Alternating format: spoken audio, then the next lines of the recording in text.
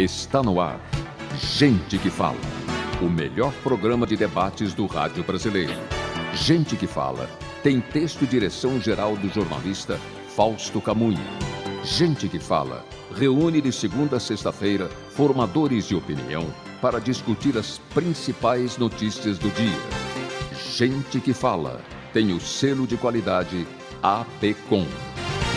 O programa Gente que Fala está começando ao vivo pela UOL-TV, a TV da internet e também pelas redes sociais, nossas imagens do Instagram, do Facebook, do nosso canal no YouTube, até a 13h. Curta, comente, compartilhe a transmissão do programa Gente que Fala.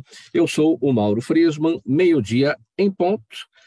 Nós vamos conversar hoje com a presidente da Caixa Econômica Federal, Daniela Marques. Muito boa tarde, presidente Daniela Marques. Obrigado por aceitar o convite aqui do programa Gente que Fala. Obrigado pela gentileza com a gente. Tudo bem? Boa tarde, Mauro. Prazer estar aqui com vocês. Boa tarde a toda a sua audiência nos canais digitais, no rádio. Estou à sua disposição para esse bate-papo. Vamos lá falar sobre assuntos bastante importantes voltados para as mulheres, a gestão da Caixa Econômica Federal com importantes programas voltados para as mulheres. Há apenas 3 meses como presidente da Caixa Econômica Federal, Daniela Marques vem conduzindo uma rigorosa revisão de condutas e processos na instituição. Numa entrevista recente, a presidente afirmou que os casos de assédio são sintoma de um problema muito maior, que vai das formas mais primitivas de violência contra a mulher até mecanismos mais sutis de discriminação. Com uma sólida passagem pelo mercado financeiro, Daniela Marques acredita que um dos caminhos para solucionar o problema é justamente estimular o empreendedorismo feminino com saída da pobreza e inserção mais sólida das mulheres na economia. Presidente Daniela Marques, tem um trabalho sendo feito, como eu destaquei aqui na nossa abertura, voltado para as mulheres, aí pela instituição Caixa Econômica Federal. Como é que tem sido esse trabalho desde o início, desde a sua chegada à Caixa Econômica Federal em março?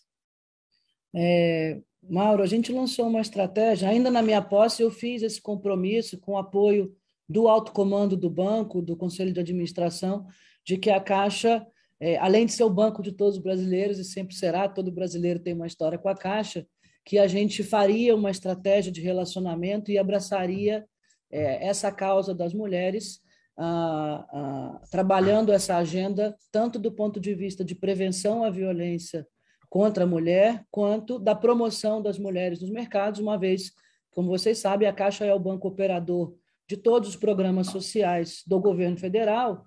E quando a gente olha só para o Auxílio Brasil, por exemplo, são 20.200.000 famílias assistidas, onde quase 80% dessas famílias são chefiadas por mulheres. Então, a gente quer estar entrando com uma agenda ampla. O banco tem 72.900.000 clientes mulheres, e essa agenda envolve 3 pilares.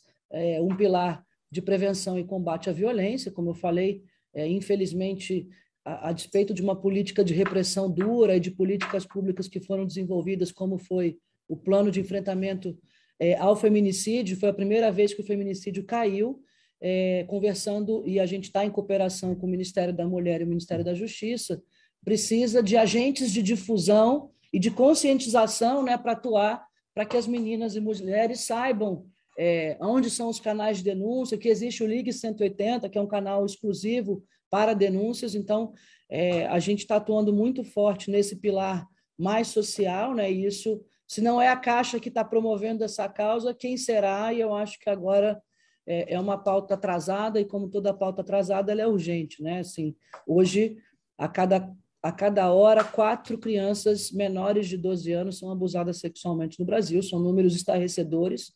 A gente convive com essas histórias no noticiário todo dia, e eu acho que é a hora de ter um plano de ação mais forte, e a Caixa tem sido a grande promotora dessa causa. O segundo pilar, justamente, é a promoção do empreendedorismo, como rampa financeira, né? O Auxílio Brasil ele foi concebido numa estrutura onde o governo concede a renda básica, mas a pessoa pode ser MEI ou ter carteira assinada por 2 anos que não perde o benefício. Então, isso significa que você consegue ter segurança para ir construindo a sua independência financeira. É uma estrutura muito saudável para ajudar a promover e inserir as pessoas nos mercados, como você bem comentou, e aí a Caixa, como tem capilaridade nacional, como já opera esses benefícios, pode atuar de forma mais integrada e mais profunda nessa agenda para ser a rampa para que essas pessoas decolem, né? São 20 milhões e 200 mil famílias só no Auxílio Brasil. E o terceiro pilar é um pilar de produtos e serviços dedicados às mulheres. Eu brinco que eu quero levar as mulheres para os shoppings financeiros. Hoje, a mulher é o centro do poder econômico de uma família. Toda a indústria de propaganda está focada na mulher, carro, supermercado, as marcas que consomem, vestuário, calçados. E quando você vai para produtos financeiros, tem algum mistério na linguagem que a mulher, seja no crédito, na capitalização, no seguro, na previdência, ela tem uma participação bem menor na decisão. No caso da Caixa, das 72 milhões de clientes, só 5% consome algum produto financeiro.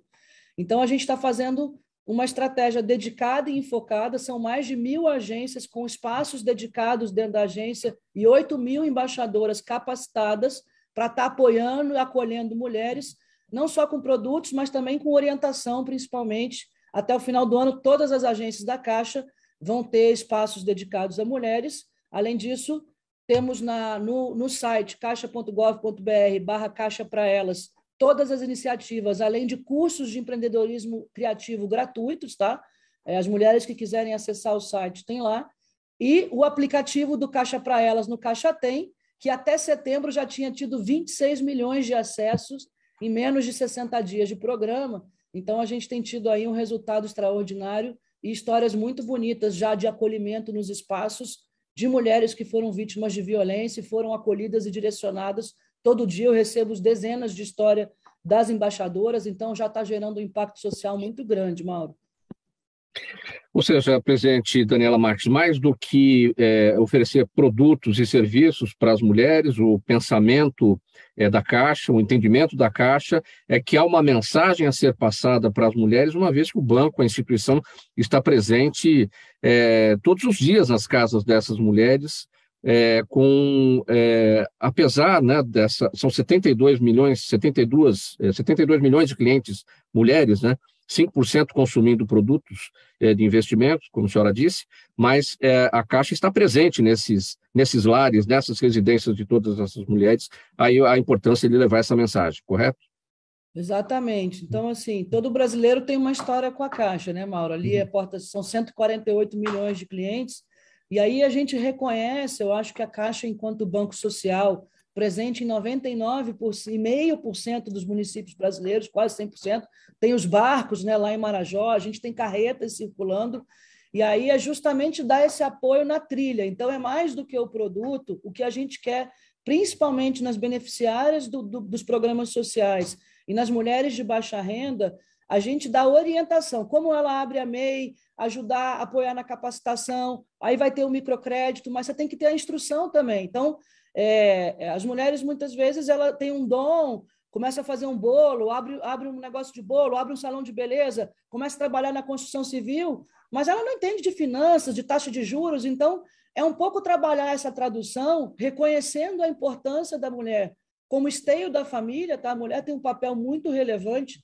e quando a gente foca na mulher, não é num sentido de divisão, de eles contra elas, ao contrário, é porque a mulher tem um papel muito relevante na estrutura familiar, ela traz ali a base emocional, ela é responsável pelo planejamento financeiro na maior parte das vezes, ela passa um tempo cuidando e da base educacional do filho, então, a hora que você investe ali em foco nessas mulheres dando apoio, na verdade, você está trabalhando o presente e o futuro do país, porque ela começa a construir histórias de mais prosperidade, realizando sonhos para si e para sua família, e muitas vezes ela está preocupada, e se eu faltar, o que se acontecer comigo, o que acontece com meu filho, e ela não sabe que tem um seguro para isso, tem um seguro, uma proteção, um seguro de vida, que ela pode capitalizar numa previdência para fazer a faculdade do filho, e então é um pouco dessa tradução e desse acolhimento, encorajamento, a gente ensina como abre a MEI, então hoje, depois da Lei de Liberdade Econômica, em 24 horas você abre uma empresa no Brasil, se a empresa é formal, acessa crédito mais barato, tem direito à pausa para maternidade,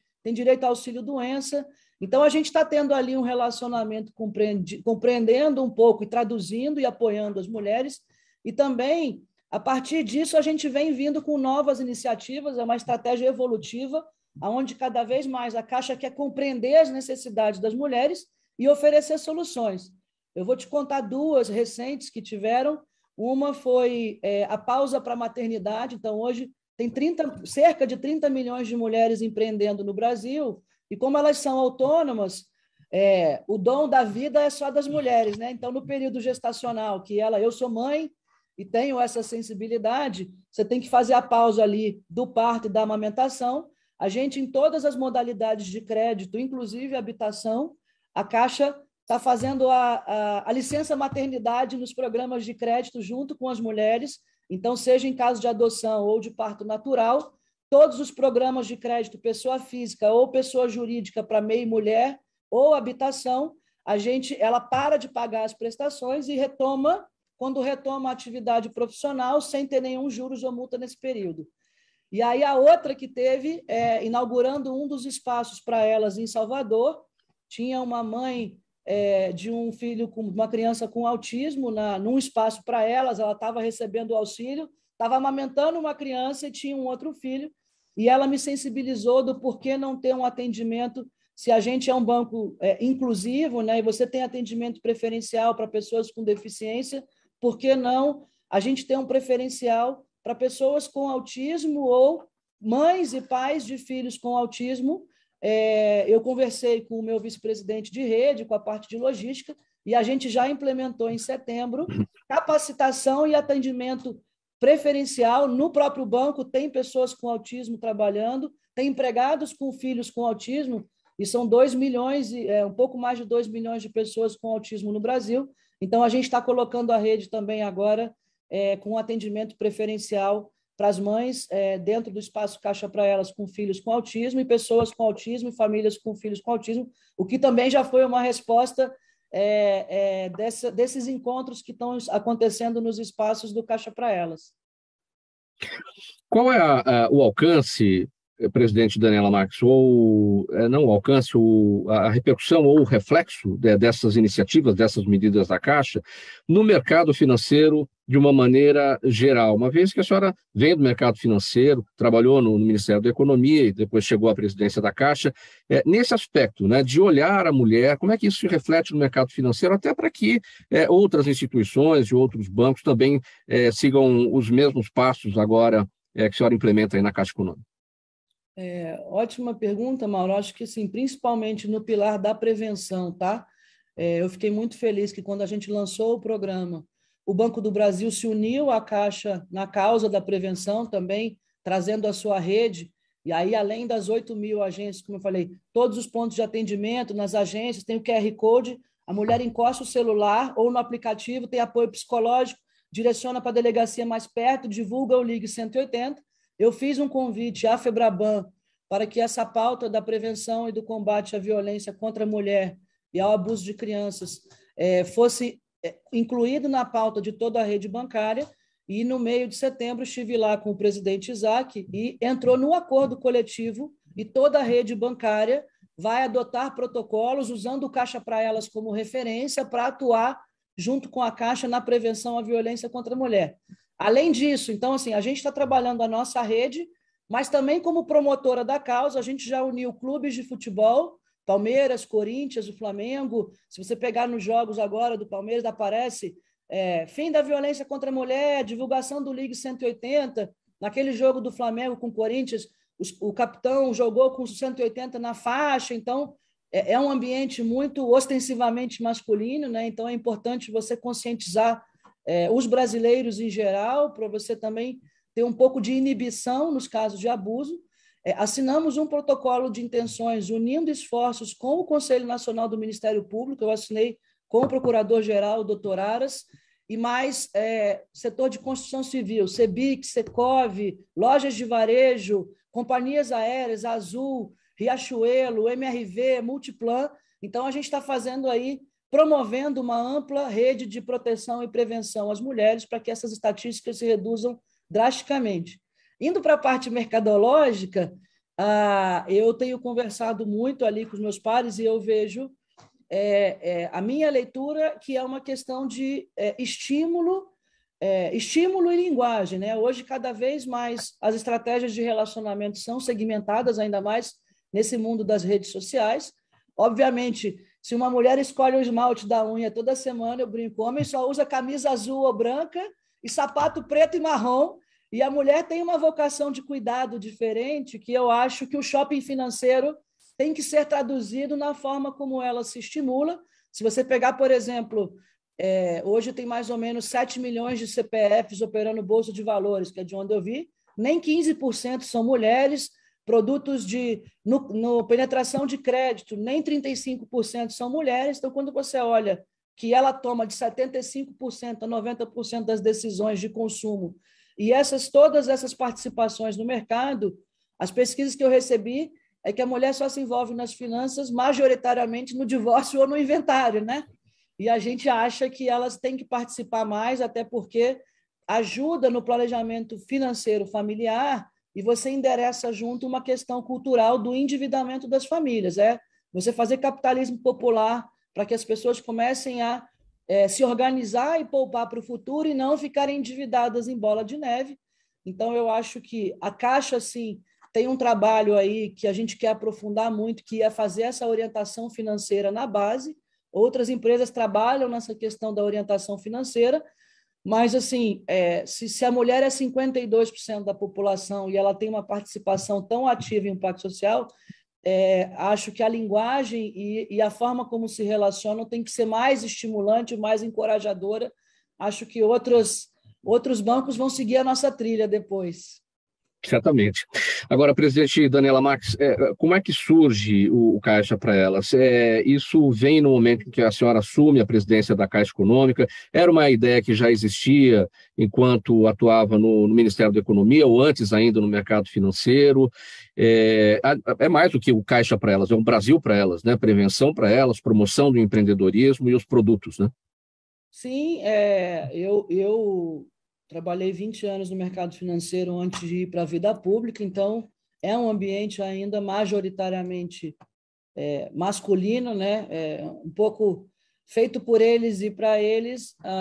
Ali tinha um pouco, na minha época, tinham pouquíssimas mulheres, mas eu não acredito muito nisso, a questão de gênero também, Mauro, pessoalmente, porque a gente está na era do conhecimento, na era digital, e para mim conhecimento, talento e vocação, se a pessoa está fazendo o que ela gosta, ela vai fazer bem feito, e isso independe de questões de gênero, raça, ou a gente tem que trabalhar a progressão social das pessoas, reconhecendo que barreiras existem, mas não estimulando divisões, né? Ainda no Ministério da Economia, você sabe que a gente teve uma agenda forte aí de liberdade econômica, de promover acesso aos mercados, de aumento de produtividade, de um crescimento via mercado, que é o caminho da prosperidade do Brasil.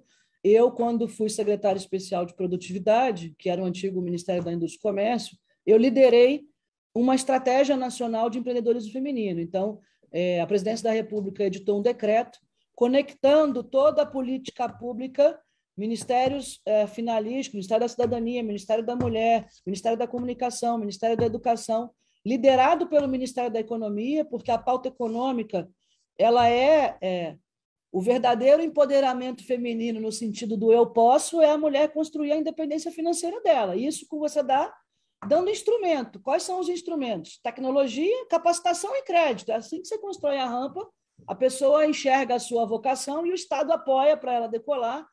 E quando você investe, o empreendedorismo feminino é uma das principais pautas na agenda de sustentabilidade do mundo. Eu liderei o desenvolvimento dessa estratégia nacional, que é hoje coordenada pelo Ministério da Economia, num comitê nacional, com os 5 ministérios, mas a Caixa, por coincidência, pela capilaridade e vocação, a potência de rede que tinha, o Banco Internacional de Desenvolvimento, o BID, Banco Mundial, o BNDES, o SEBRAE, que aí é o parceiro complementar perfeito da Caixa no sentido de capacitação e apoio da micro e pequena empresa, e a gente trouxe 9 entidades civis que trabalham essa pauta, Brasil afora, de apoio à mulher empreendedora, para a gente estar discutindo e conectando as soluções no centro da política pública. Então, a Caixa já era membro desse comitê, continua sendo, e aí, vindo para cá, Ali eu fiz uma imersão grande já. Você faz as pesquisas assim, o que a mulher quer? A mulher quer ser dona de si, dona das suas atitudes, dona do seu negócio e construir a independência financeira, até porque numa curva de aprendizado grande ali com o Ministério da Mulher, que fez um trabalho extraordinário. O programa que a gente acolheu aqui, os protocolos, é um programa chamado Salve uma Mulher, inclusive o Ligue 180. Quase 80% das mulheres que são vítimas de relação abusiva, elas permanecem na relação porque não têm condição de subsistência para si e para os filhos. Então, quando você trabalha na prevenção, mas principalmente na independência financeira, você trabalhou 80% da caminhada e da agenda. Então, eu já tinha começado esse trabalho ali, e aí a Caixa, obviamente, tem uma capilaridade e uma presença, né? Ela está próxima de todos os brasileiros, ela está onde nenhum banco está.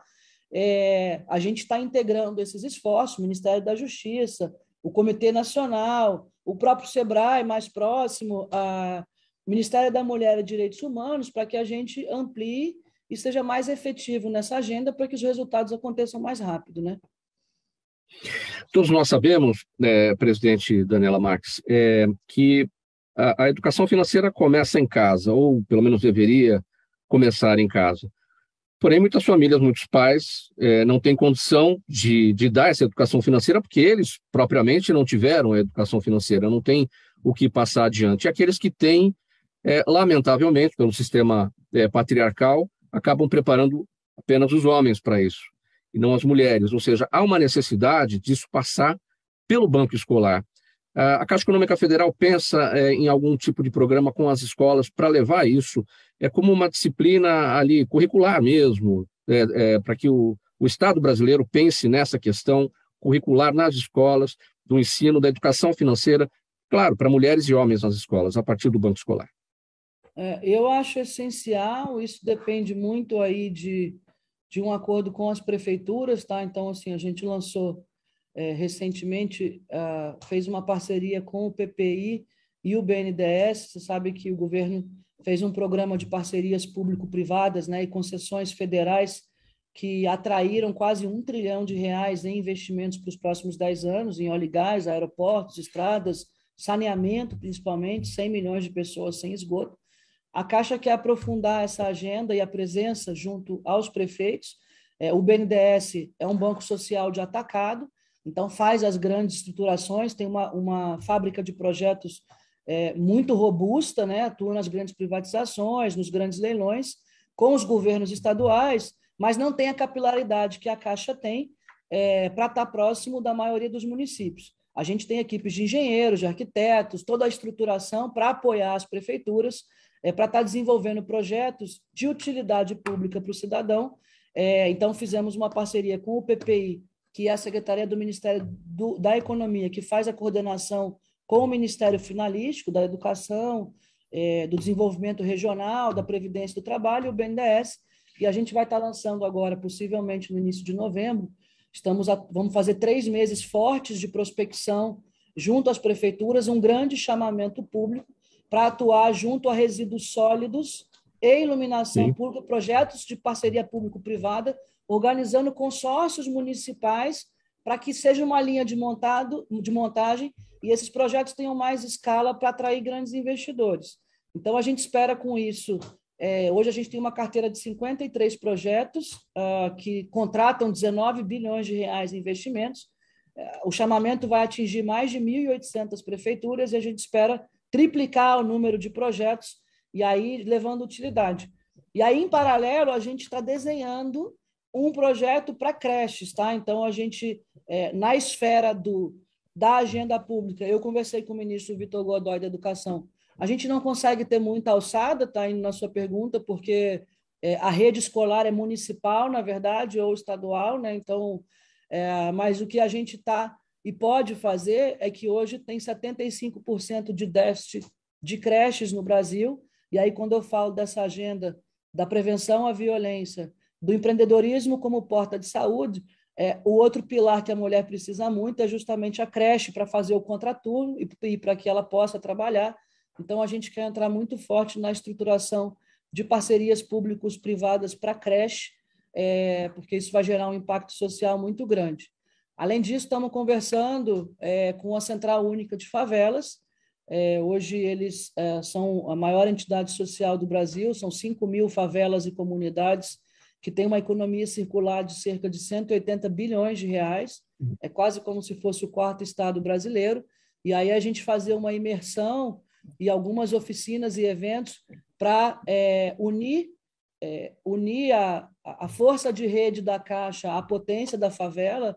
Só Sataíde tem uma frase que eu gosto muito: favela não é carência, favela é potência. Eles lançaram Mães de Favela na pandemia, né, para ajudar ali.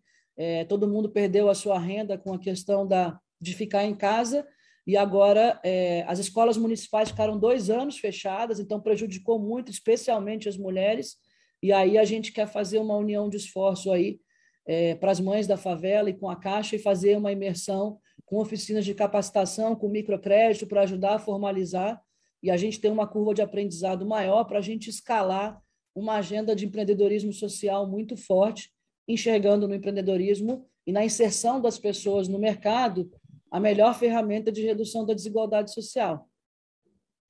Eu gostaria, presidente Daniela Marques, que a senhora destacasse os números da sua gestão até aqui, de março para cá, especialmente nesse trabalho voltado às mulheres.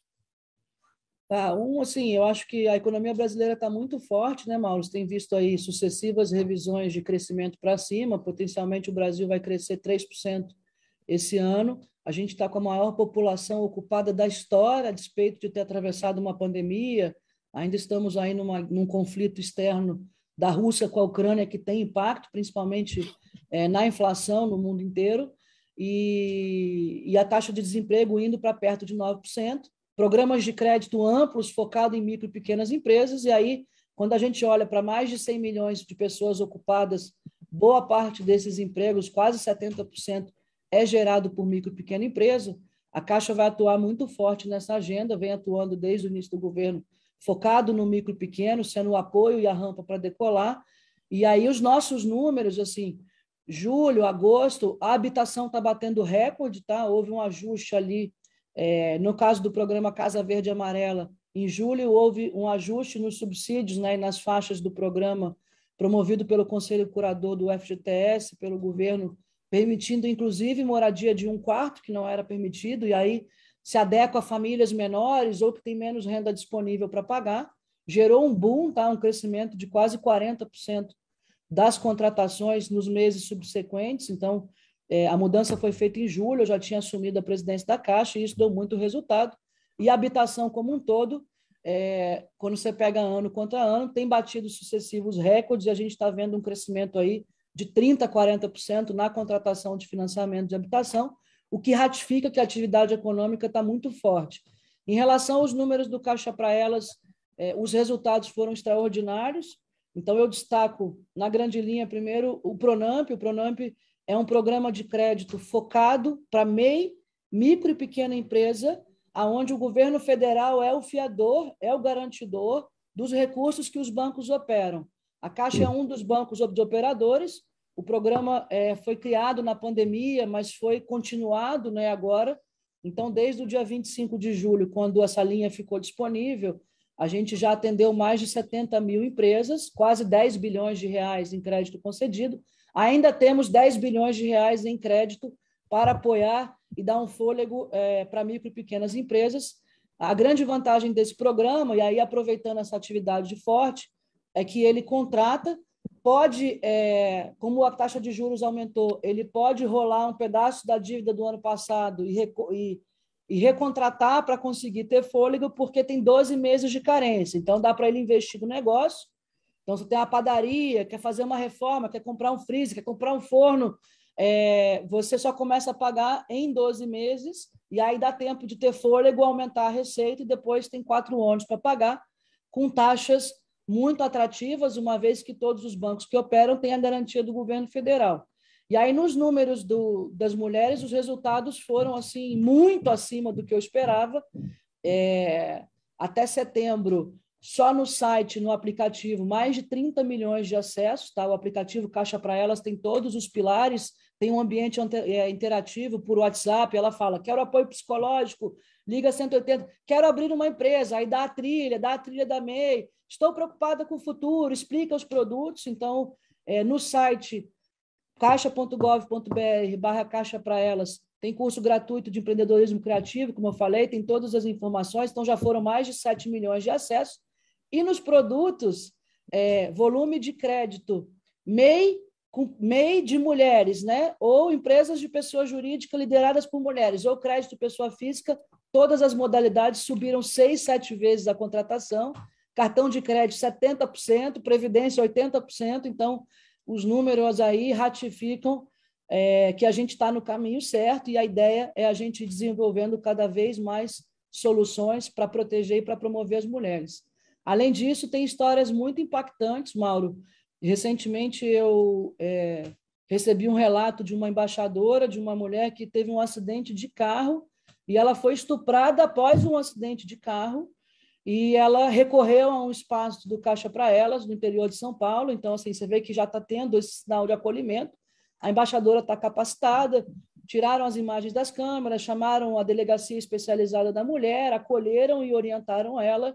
Então, todo dia eu também tive um relato numa comunidade do Rio de Janeiro, a mulher com um abusador do lado de fora, beneficiária do Auxílio Brasil. Ela tinha marcas no corpo e ele sacava o benefício para ele, era alcoólatra, né? E depois ela ficava e ainda abusava, violentava a mulher.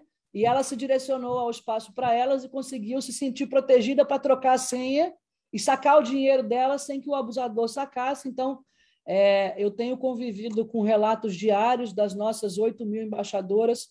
Além disso, a gente capacitou, em parceria com o Ministério da Cidadania, 5 mil agentes do CRAS, o Centro de Assistência Social, onde as pessoas vulneráveis se cadastram nos programas, para também estar fazendo acolhimento e prevenindo a violência contra a mulher.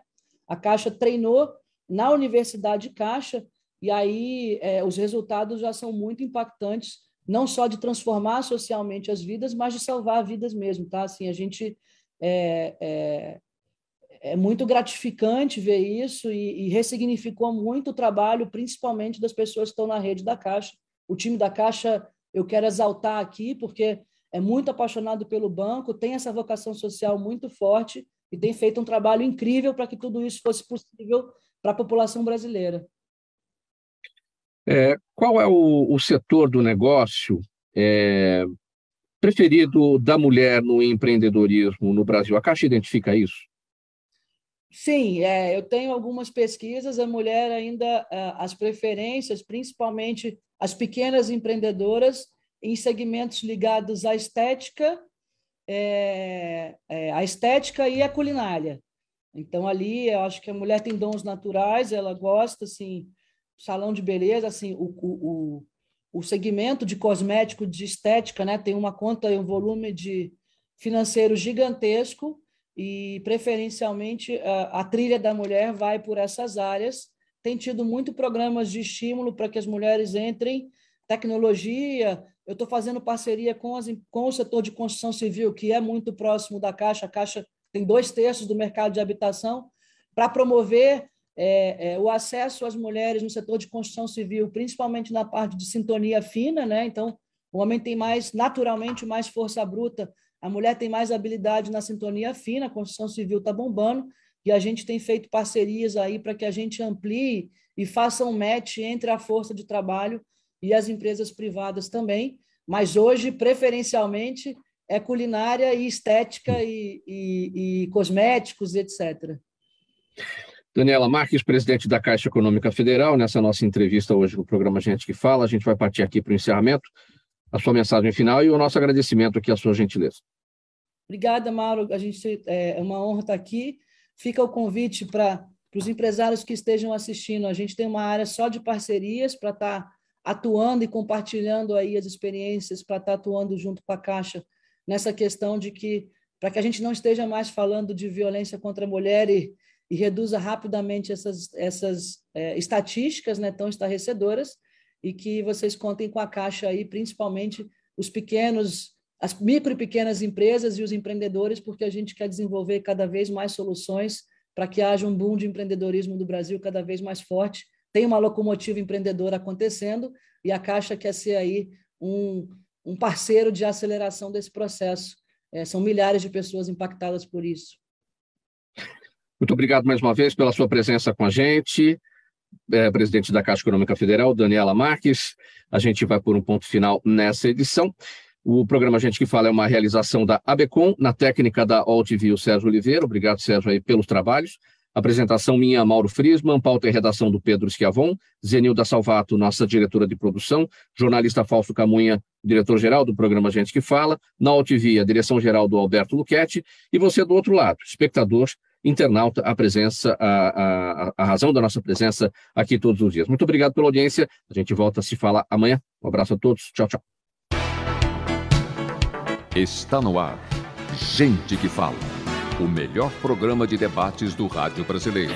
Gente que Fala tem texto e direção geral do jornalista Fausto Camunha.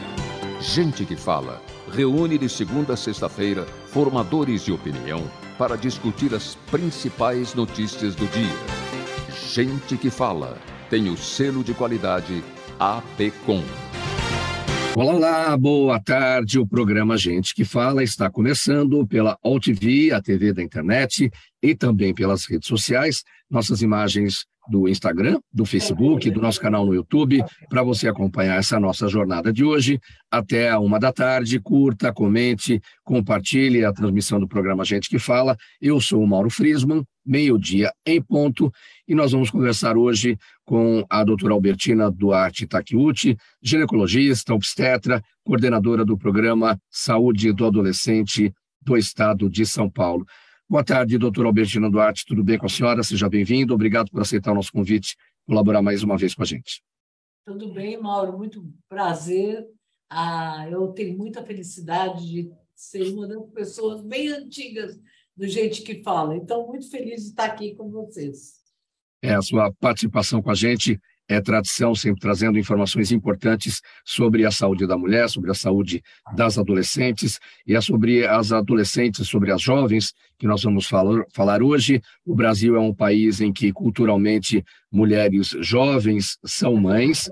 Em 2021, 40% dos 2.600.000 brasileiros nascidos vivos eram filhos de mães de até 24 anos de idade. Olhando para uma faixa etária ainda mais específica, a de crianças e adolescentes grávidas abaixo dos 14 anos, foram 17.415 bebês nascidos no país num único ano. Doutora Albertina Duarte, o que esse cenário de mulheres jovens sendo mães no Brasil nos traz? O que significa esse cenário? Querido Mauro, querida ouvintes e participantes do Gente que Fala. Bem, nós temos uma situação concreta. 450 mil, em torno de 400 mil adolescentes de 10 a 20 anos são mães. Não é que engravidaram, são mães. Então, nós temos anualmente 420, vamos dizer, 400 mães e 400 crianças. Então, nós temos uma cidade de 800 mil pessoas nascendo todo ano no Brasil. Isso vai fazer um impacto na economia, porque a gravidez na adolescência é uma situação feminina. Quem cuida dessas meninas são as mães, as avós maternas, porque a renda do menino ela não está participando.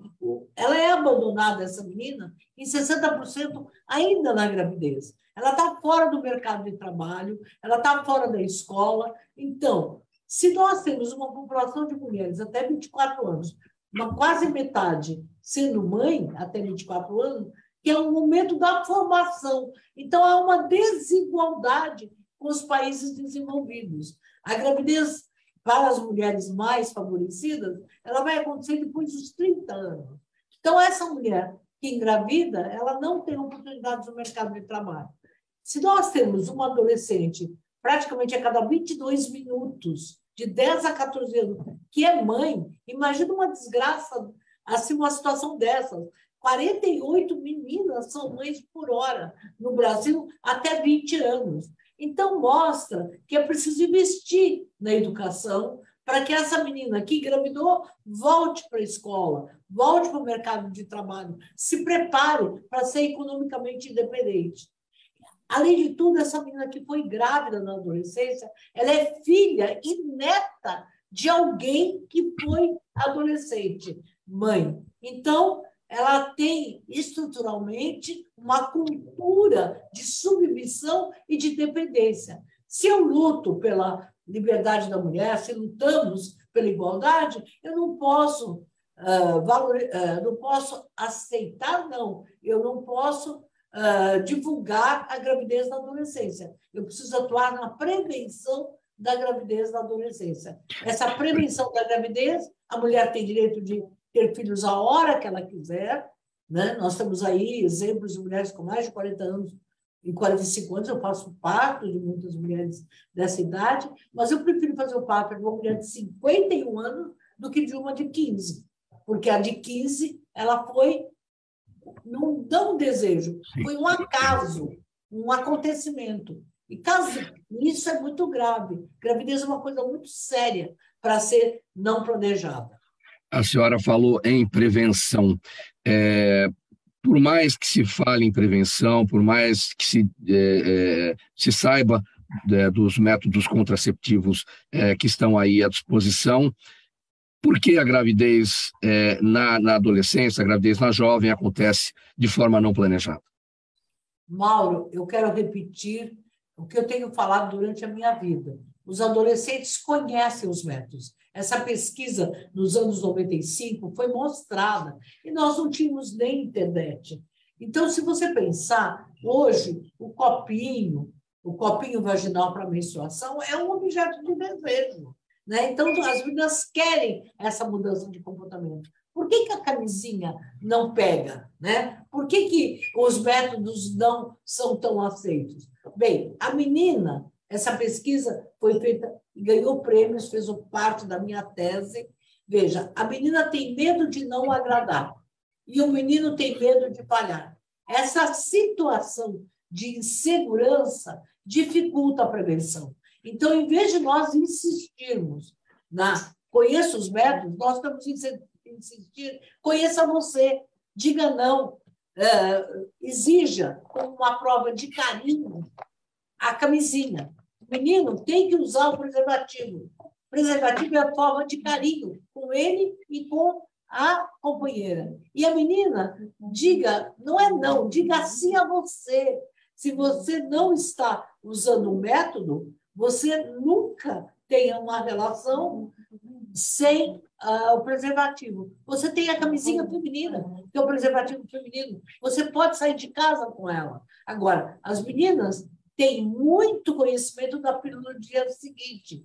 Por quê? Sabem que a pílula do dia seguinte vai evitar. Então, eu divulgo a pílula de todo dia, o preservativo de todo dia. E os pais e a escola e nas unidades básicas, nós temos que fazer cada vez mais rodas de conversa. Esse é um projeto-lei que eu estou divulgando e exigindo, essa roda de conversa que vai falar dos medos, dos tabus. Não é divulgando a sexualidade. Conhecer a violência ajuda a gente a diminuir a violência. Conhecer a sexualidade ajuda a ter atitudes de prevenção. A senhora destacou logo na abertura as questões financeiras, econômicas que acabam ocorrendo e que acabam abalando a família por conta de uma gravidez não planejada. São inúmeras as consequências, né? A mudança radical que vai acontecer na vida dessa jovem. Os dados mostram que 80% das garotas que engravidam ainda novas deixam a escola e que 60% acabam abandonadas, tendo que lidar com a situação sozinhas. Então, não é só uma questão financeira, uma questão também o emocional, evidentemente. Sabe, Mauro, foi feita uma pesquisa na Escola Paulista muito forte, que as meninas adolescentes culpavam os seus filhos pelo término, pela mudança da adolescência. Então, a violência contra os adolescentes, contra seus filhos, acaba ficando uma situação muito forte. Veja, essa menina não está preparada para ser mãe. Ela ainda deixou de ser filha. Eu estou dizendo principalmente da gravidez com menos de 15 anos. E também na gravidez até 19 anos, porque é uma gravidez de abandono. Ela não está com o companheiro, ela conhece há muito pouco tempo, e por mais que ela diga, adorei ser mãe, é tudo para mim, meu filho, claro, uma criança é saudada, mas com os dias que passam, essa menina percebe que ela é discriminada, ela não é convidada para a festa de 15 anos, ela não consegue participar da balada. Então, o que lhe resta? Resta ela ter um outro namorado e engravidar de novo. 40% das adolescentes assumem, né, o seu filho, são abandonadas, e aí elas encontram um companheiro. E esse companheiro, ela é, naquele momento, uma salvação. A criança chama de pai o novo namoro, porque ele não tem pai. E aí essa menina fala, agora vai dar certo. A família fala, vai dar certo. Ela não tem coragem. Se na primeira gravidez ela não exigiu métodos anticoncepcionais, ela não vai. Então, acontece uma segunda gravidez numa situação muito mais difícil, porque ela não acha que vai acontecer riscos. Então, ela pode ser abandonada de novo, ou o atual namorado, ele não vai tratar o enteado da mesma forma que trata essa criança. Então, cria um caos já. E aí ela não volta para a escola. A dependência econômica dessa mulher que engravida na adolescência é cruel. É uma das situações que me preocupa muito. Nos países desenvolvidos, veja, a China, 1% do seu PIB é gasto com gravidez na adolescência. Na Etiópia e nos países da África, Uganda, é 30% do PIB que é gasto. Mas na Inglaterra, nos países desenvolvidos, né, é 1%. Portugal é 2%, porque conseguiram uma campanha de diminuição da gravidez. E o Brasil, 10% do seu PIB é gasto com efeitos da gravidez na adolescência. Isso representa mais de 4 bilhões de reais. 4 bilhões de reais. Então, imagina se nós tivéssemos 4 bilhões de reais investidos em saúde, educação, em esporte, em cultura, né? Então, se nós pensarmos hoje que se essa menina souber o desejo de ser mãe, ele tem que ser garantido institucionalmente, na Constituição. Mas quando que esse desejo ele precisa ser na adolescência? Não, ele pode ser depois dos 30 anos, pode ser depois dos 35. Isso que é, porque essa menina não vai dizer, eu não desejei. Ela vai falar, eu sou médica há tantos anos, ela vai dizer, não, eu quis mesmo. Que é até uma forma dela se sentir não pressionada, né? Eu nunca perguntei para um adolescente se quis engravidar. A minha pergunta é, com quantos anos você quer que seu filho engravide ou a sua filha engravide? Depois dos 30. E por quê, querida? Porque assim ele está preparado, ela está preparada para enfrentar a vida. Essa é a pergunta. Agora, ela não é culpada. Uma menina grávida, adolescente, ela é vítima de uma sociedade que não deu a educação adequada, de uma família que não conseguiu romper aquele laço de dependência, uma vez que ela já era, muitas vezes, filha dessa mãe, filha de uma mãe adolescente, ela não teve.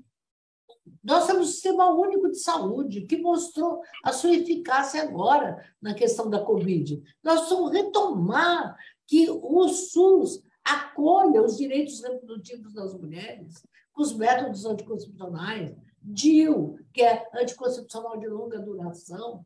Quer dizer, nós temos todo esse aparato, somos o país que tem o melhor sistema único de saúde do mundo. Eu não sou fanista, eu sou uma pesquisadora. Eu pesquisei em vários países.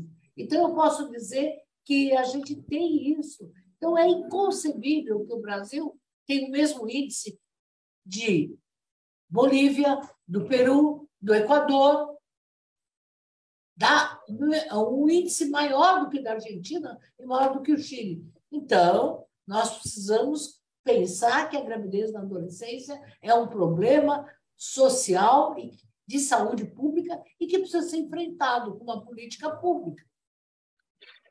E esse é o desafio. E quais são as pastas envolvidas nisso tudo? A senhora coordena o Programa de Saúde do Adolescente do Estado de São Paulo, nós temos a saúde, temos a educação, temos a assistência social. Como é que isso tudo se junta? Olha, estou muito feliz, Mauro, porque o Programa do Adolescente ganhou vários prêmios. Quer dizer, inicialmente foi apontando por que os adolescentes se engravidam, que não é falta de acesso aos métodos, não é falta de conhecimento, é falta de habilidade de lidar com a situação. E a gente entendendo isso, envolvendo a educação, com o programa Prevenção também se ensina, envolvendo a saúde, nós conseguimos reduzir a gravidez da adolescência de 10 a 20 anos, que é essa faixa considerada adolescente, 69%, mesmo durante a pandemia. Nós reduzimos a gravidez. E eu tenho recebido vários convites nessa pandemia online, como é que a gente estava fazendo, né? Então, reduzimos a gravidez de 10 a 14 anos em 20 anos em 73%. Isto mostrou que é possível e a gente está aqui para mostrar para o Brasil o que nós fizemos. Primeiro, não culpar adolescente, acolher, fazer espaços de acolhimento. A gente está construindo cada vez mais a linha de cuidado, que todas as unidades básicas acolham o adolescente, e postos, como a gente tem, que são as casas do adolescente, em regiões vulneráveis, como Heliópolis, como Carapicuíba, como Itapetininga. Então, o fato de ter essas unidades, que são casas, que não é casa, é centro de atenção à saúde do adolescente, fez com que esses adolescentes, meninos e meninas, pudessem ser acolhidos. Então, Sistema Único de Saúde acolhendo os adolescentes, a educação participando, o esporte participando. E agora nós vamos começar com uma campanha muito importante na Casa do Adolescente de acolhimento aos imigrantes e filhos de imigrantes, porque a gente sabe que eles não participam do Sistema Único de Saúde. Então, é muito importante que a gente também inclua o menino.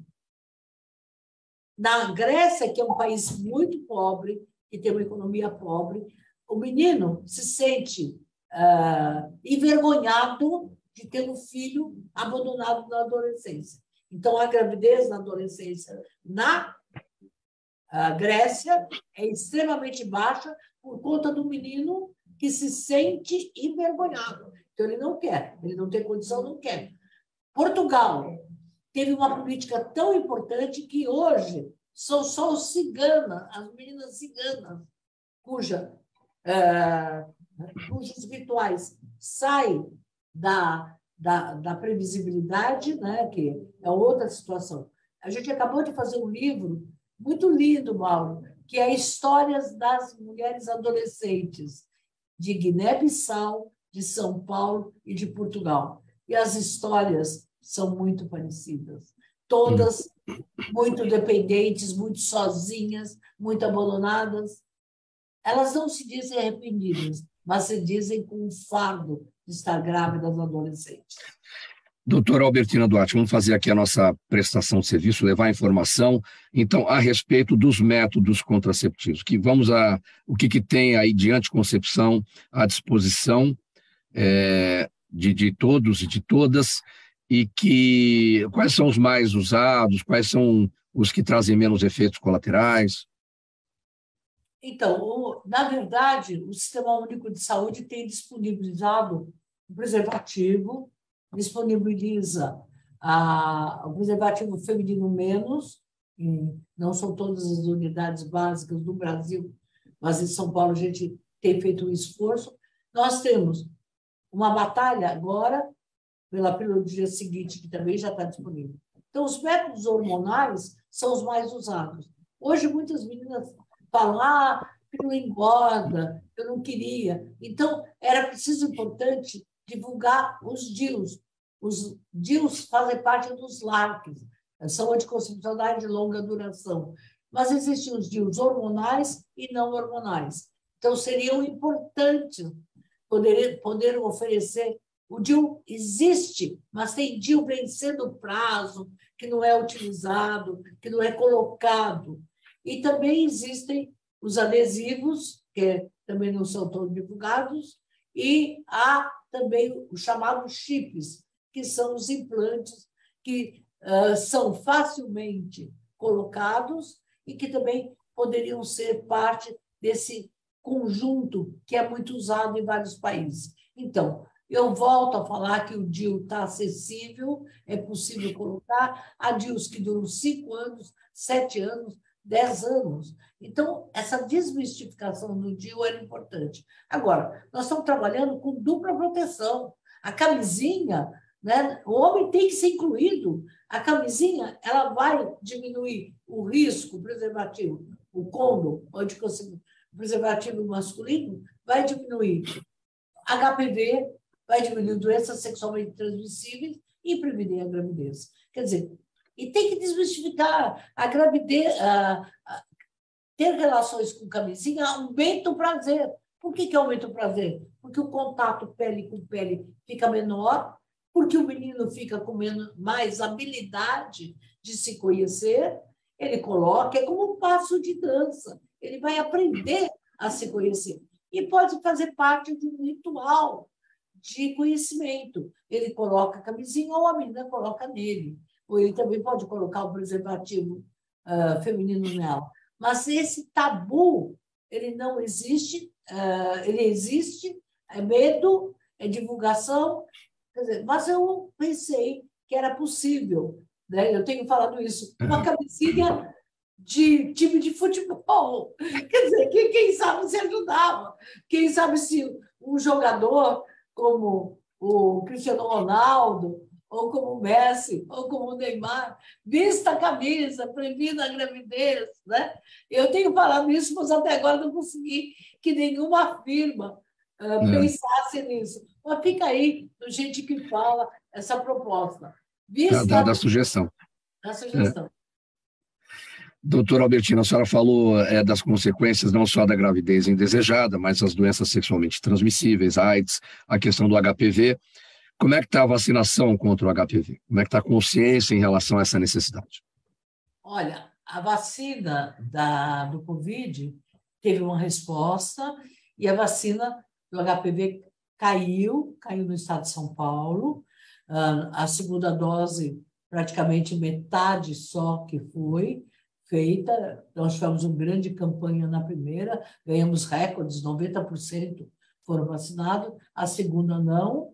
E no Brasil, a avaliação muito ruim. Então, a vacina do HPV ela está sendo vencida nas unidades e é preciso que a gente retome. A campanha de vacinação tem que incluir, aproveitar agora que nós saímos dessa grande conquista de vacinar jovens e crianças.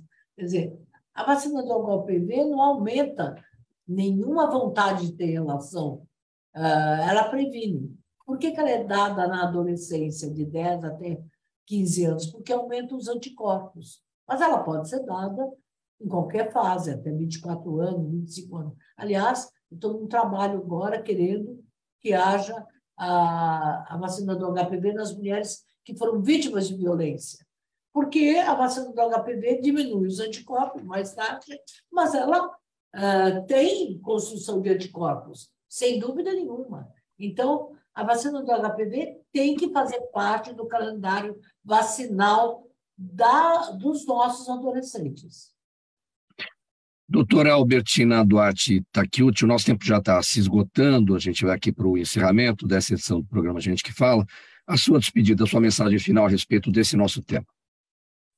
Querido Mauro, queridos ouvintes, participantes, espectadores do Gente que Fala, eu quero dizer que a saúde da mulher é uma saúde que pode ter muito avanço na prevenção. O câncer de colo de útero, ele pode não existir mais no Brasil. Ele custa muito caro para a vida das mulheres. Não é só financeiramente, é fisicamente. E nós temos uma cobertura muito baixa do exame de Papa Nicolau, que é muito fácil de ser feito. Nós temos o câncer de mama, 60 mil casos e 20 mil mortes, porque é feito o diagnóstico tardiamente. Então, nós vamos entrar agora estamos no outubro, que é Outubro Rosa, onde a gente pode fazer a prevenção do câncer de mama, com a mulher se examinando, fazendo exames periódicos, não é se examinando para palpar o nódulo, mas para se conhecer. Está diferente a minha mama? Vamos rápido fazer a mamografia, que nós temos estrutura para isso. Nós mostramos agora como que a gente pode tratar a Covid. Olha só, teve tantas UTIs feitas. Nós não precisamos da mulher da UTI. Os direitos reprodutivos da mulher, os direitos à saúde. Então, eu volto a falar, saúde da mulher tem que ser garantida. Câncer de mama, câncer de colo, é possível e necessário evitar.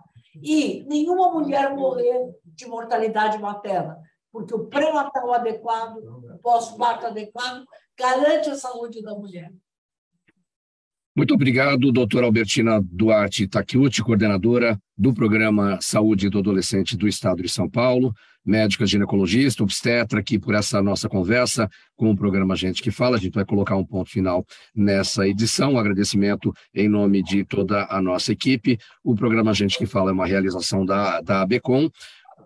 Na técnica da UTV, o Sérgio Oliveira. Valeu, Sérgio, aí pelos trabalhos. Apresentação minha, Mauro Friesman, pauta e redação do Pedro Schiavon, Zenilda Salvato, nossa diretora de produção, jornalista Fausto Camunha, nosso diretor-geral, na UTV, a direção-geral do Alberto Luchetti, e você, do outro lado, espectador, você internauta, a razão da nossa presença aqui todos os dias. A gente volta a se falar amanhã, aqui no programa Gente que Fala, a partir do meio-dia, pela UTV. Um abraço a todos.